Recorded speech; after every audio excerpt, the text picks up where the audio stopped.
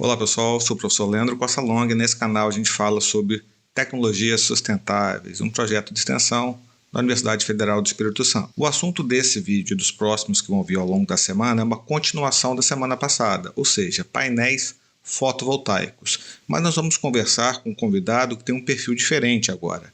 Semana passada nós conversamos com um pesquisador do assunto. Essa semana nós vamos conversar com um profissional da área, uma pessoa que eu tenho confiança e que fez a instalação fotovoltaica aqui na minha residência. Nós vamos conversar sobre quando vale a pena fazer um investimento desse tipo, demandas e aplicações para o sistema on-grid e off-grid, a área mínima para fazer uma instalação e o local ideal para fazer isso, tanto em propriedade rural como também em apartamentos. A escalabilidade do sistema, será que dá para começar pequeno e aumentando aos poucos? Será que eu consigo misturar com outras fontes de energias renováveis? Também os outros ganhos, né? Para além da vantagem financeira, o que mais a gente ganha quando a gente faz um investimento desse tipo? Nós vamos falar também dos cuidados que você tem que ter na escolha dos profissionais que você está empregando para realizar essa atividade e como é que você pode perceber se tudo foi feito certinho ou se foi feito alguma besteira. Vamos falar ainda do impacto que o novo projeto de lei, o 5829, vai ter no setor e muitos outros assuntos que rolou nesse bate-papo que rendeu muito e que eu vou soltando aqui em doses homeopáticas para não sobrecarregar vocês. Se vocês gostam desse tipo de assunto, então considere se inscrever no canal para não perder nenhum vídeo que nós vamos soltar aí ao longo da próxima semana. Tudo isso depois da vinheta.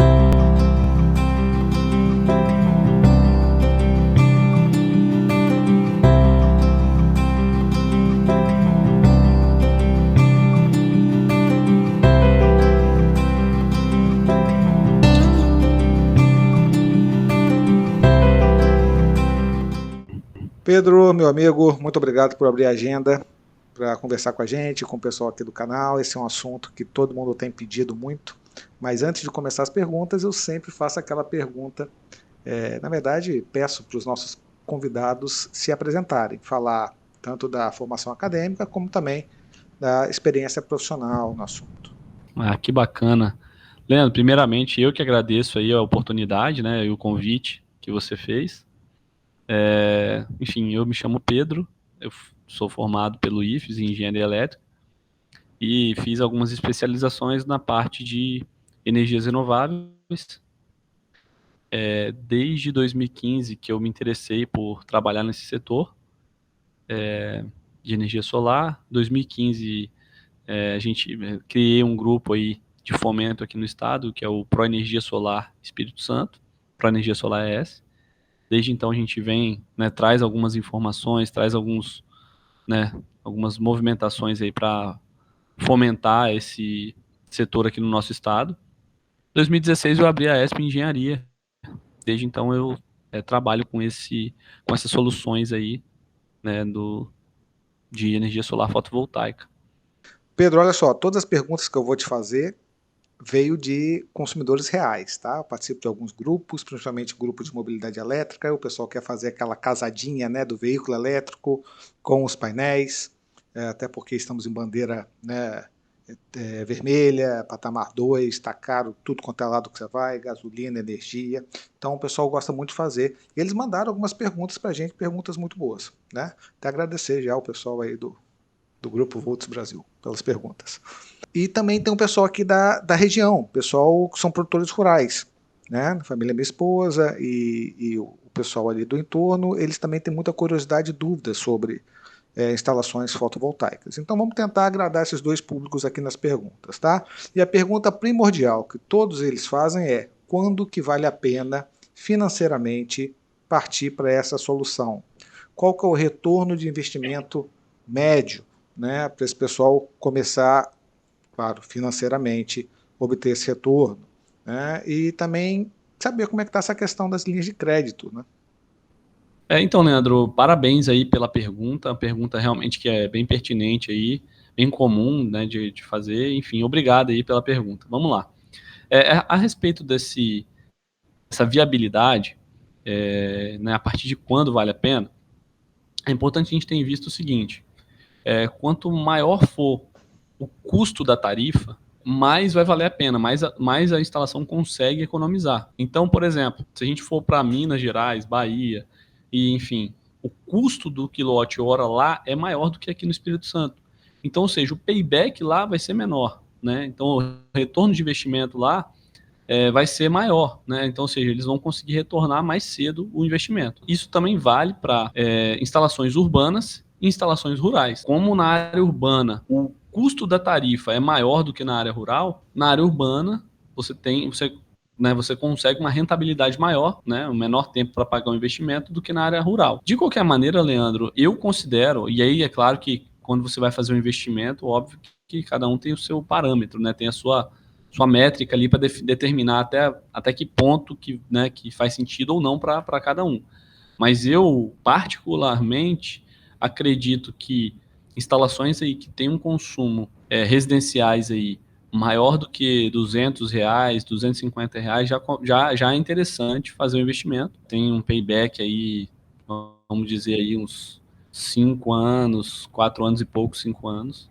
Então, ou seja, se você tem um gerador que te dá uma garantia aí de defeito de fábrica 10, 12 anos e de desempenho lá dos painéis de 25 a 30 anos, então, ou seja, se você paga esse investimento em 5 anos, o resto é lucro, né? E é claro que tem o limite também, né? Acima de 75 kW de potência instalada, a gente já tem outros custos envolvidos que influenciam no resultado financeiro, né? Só para você entender um pouco melhor sobre isso, é o seguinte: instalações abaixo de 75 kW de potência, ou seja, instalações de baixa tensão do grupo B, quanto maior for o consumo, melhor vai ser o payback, mais rápido ele se paga. Acima de 75 kW, já existem outros custos envolvidos que precisam acontecer, e não só custos de implantação, como custos operacionais. Então, traduzindo, né, trazendo um pouco aqui em números para facilitar a nossa fala, que é o seguinte: a taxa mínima, existe uma taxa mínima que você ainda continua pagando para a distribuidora, e essa taxa mínima ela depende da sua instalação, do seu padrão de energia. Então, se você tem um padrão monofásico, você paga uma taxa mínima referente a um consumo mínimo de 30 kWh mês, bifásico 50 kWh mês e trifásico 100 kWh mês. Então, independente da geração, da quantidade de energia que você gera, essas taxas mínimas elas são cobradas. Isso até 75 kW. Acima de 75 kW é cobrado demanda. Assim, só para você, de repente, ficar um pouco mais claro para você, é o seguinte: a gente chama de tarifa monômia aquela tarifa que a gente paga a energia, a gente não está pagando ali potência instalada, a gente só está pagando energia. Então é uma tarifa monômia.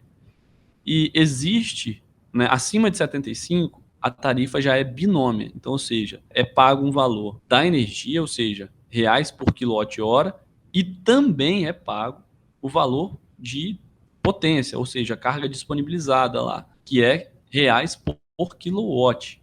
Então, às vezes, é uma diferença muito tênue para quem não é da área, né? É muito comum as pessoas confundirem kilowatt e quilowatt-hora. É um H de diferença, né? Então, ou seja, um é quilowatt-hora, que é energia, e o outro é só quilowatt, que é potência, ou demanda, né? Potência demandada. Resumindo, por que eu estou falando desses conceitos? Porque quando a gente tem instalações de baixa tensão, até 75 kW, uma instalação que é trifásica e tem um consumo lá, paga uma conta de R$ 300, e uma outra instalação que é trifásica e paga um consumo de R$ 10.000, a taxa mínima vai ser bem parecida. Na verdade, a taxa mínima vai ser a mesma para as duas. Só que o custo que você ainda continua pagando para a distribuidora, eu sempre considero são três. São três componentes que você continua pagando, que é a taxa mínima. Aqui no nosso estado tem um resíduo de ICMS, que é cobrado ainda, e quando é área urbana, tem iluminação pública. Então são essas três componentes. Isso é para qualquer instalação, tanto do grupo A quanto do grupo B. Porém, do grupo B, quando vai cobrar a taxa mínima em cima desse consumo mínimo que eu comentei, de 30, 50 e 100. Já o grupo A é em cima da demanda contratada. Então, se você tem uma demanda contratada lá de 100 kW, então sua taxa mínima aí vai variar aí na faixa aí de, vou dar aqui mais ou menos uma previsão já com imposto e tudo mais, vai dar uns R$ 4.000. Então, ou seja, se você tem uma instalação até 75 kW, você paga por 100 kWh, vamos dizer lá no trifásico, que é o maior, né? Então, se você sai de 75 para 80, você já vai pagar aí na faixa aí de uns R$ 3.600, R$ 3.800. Então, você percebe que se você sair de 75 para 80, de 75 para 76, a taxa mínima já muda, já tem essa diferença. Por isso, Leandro, que é muito importante, quando você na hora de fazer esse investimento, você procurar alguém que você confie que tenha conhecimento, principalmente quem tem um consumo já maior. Quem está com um consumo mais baixo, que está aqui no grupo B e não tem possibilidade de ir para o A, tudo bem. Aí já é mais simples, de fato, e de fato são essas três componentes. Em Minas Gerais não tem ICMS, incidência de ICMS para instalações de até 1 megawatt de Grupo A, potencial. grupo B, explica pra gente a diferença. Grupo B, baixa tensão. Grupo A, alta tensão. Grupo B, de baixa tensão ou tensão secundária, que é aquela tensão depois do transformador, né, do poste, são instalações que demandam uma potência até 75 kW. E o grupo A é atendido em alta tensão, a gente fala alta, né, mas enfim, em alta tensão, que é em tensão primária, ou seja, é uma tensão antes do transformador. E mesmo dentro do grupo A, ainda tem as classes ainda de nível de tensão que vai receber. Então, tem nível de tensão de 13.800 volts, 69.000 volts e por aí vai. Entendeu? Então, ou Tá, seja... sendo assim, objetivo pragmático para um usuário grupo B. A maioria dos residenciais estão no grupo B, acredito eu. Um retorno de investimento adequado para ele seria em quantos anos? De uns 3 anos e meio a 5 anos aqui no Espírito Santo. Okay. Em outros locais é diferente, né? E o pessoal do grupo A, né, da alta tensão, propriedade rural pode entrar nisso, indústria pode entrar nisso. Qual que é o retorno de investimento esperado para eles? Varia um pouco, né? Porque igual quando a gente está falando do grupo B, chega aí 95% de redução. O grupo A não vai dar esse percentual todo. Porém, como ele tem um volume grande de energia, né? Então eles também vão economizar bem, na faixa aí de uns 50% a 60% do que é hoje. Então, a gente está falando aí em investimentos a nível aí de 5 a uns 7 anos por aí. Tá, e esse pessoal, como é que ele, tanto indústria, rural, como residencial, tem linha de crédito para isso ou ele tem que botar do dinheiro dele? Leandro, todos, para qualquer instalação, para qualquer perfil de instalação, você tem um financiamento hoje. Existem já financiamentos destinados à energia solar, no nosso país. E digo mais, tem sido muito comum esses financiamentos aí ficarem bem próximos do que ela já paga por mês. Então, ou seja, a parcela que ela tem que pagar para o banco fica praticamente o valor que ela já paga de energia elétrica. E quando vencer lá o financiamento, o resto provavelmente é só lucro. É isso aí.